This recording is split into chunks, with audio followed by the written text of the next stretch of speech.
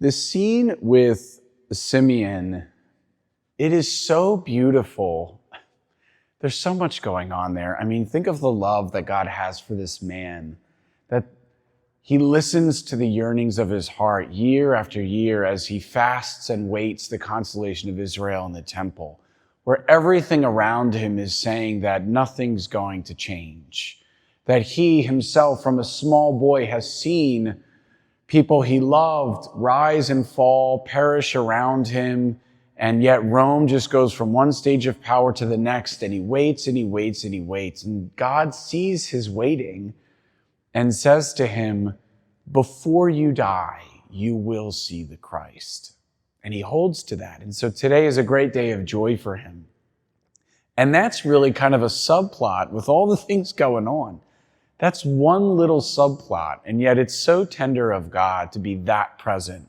And he is, of course, that present to all of us. The part I want to hone in on, though, is it comes with a mood of sadness, I think. At least that's the way it hits me.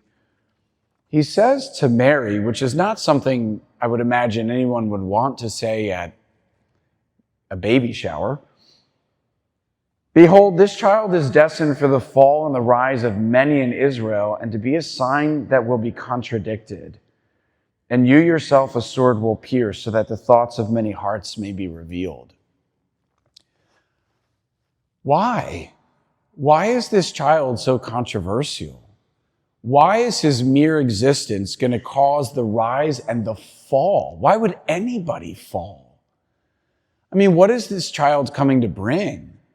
If he is the consolation of Israel, and Simeon recognizes that he is, that means he's come to bring the fulfillment of all the promises that even the religious leaders, especially the religious leaders, they're not only waiting for, they're teaching about. They're handing from one generation to the next. Guys, get ready. This is going to happen.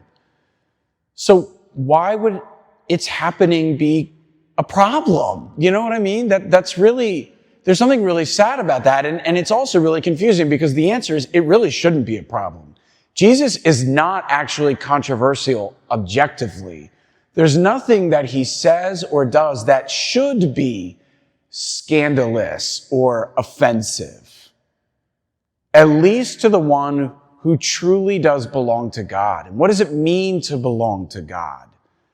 Well, it's simple. I mean, John, in the first letter that we heard, he captures it in language of light and dark. Those who live in the light find joy at Jesus' birth. Like Mary, Joseph, the shepherds of the field, the angels who appear to them, the magi who are looking for him. But those who live in the dark, who have something other than God on the throne of their hearts, those are the ones who are at risk of losing everything. This weekend, we're going to hear that Herod was troubled and all of Jerusalem with him. Why? Well, because Herod's afraid he's going to lose the throne. What about Jerusalem? Well, he's going to upset their way of life. All these things that they love, the things they take pride in, the temple, the power balance in their relationship with Rome, the authority they have as Jerusalem, the Vatican of the Jews. All of this is at stake if its entire reason for being is about to be fulfilled. Well, then it's no longer necessary. Where is the temple now? Where is their crown jewel? It's rubble. The birth of Christ signals the end of something for them, even though it's the beginning of technically what they have been waiting for. And yet they would prefer these other things than to Christ. For us, in order for this word to have any value, it begs the question of whether the birth of Christ really is good news.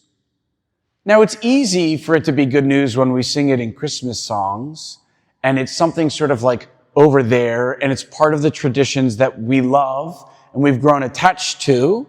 So then we're not really asked to change. We're not really challenged in anything. But in reality, He's going to make life harder for the one who prefers darkness. He's going to take the law of righteousness that for the Jews was external, and he's going to internalize it and say, oh no, you have to love God not just in the rituals and the cultic practices, but you have to do so in your heart. So it's not just adultery to sleep with someone who's already married. Adultery is also to lust after them and to hold on to that lust in your heart. Life is going to get challenging. He's going to demand all of us, all of our fears, all of our hopes, all of our attachments. He's going to ask us to surrender them to him with confidence, not because he wants to disrupt us, but because he always wants our good, and sometimes what we want isn't exactly what he understands as our best, our good. Are we free to follow him, this shepherd of Israel who lays now in a creche? That's the question. And the answer to it will ultimately determine whether we are those who rise or those who fall. But let us be among those who rise, because he's come to give us everything. No one should have to fall.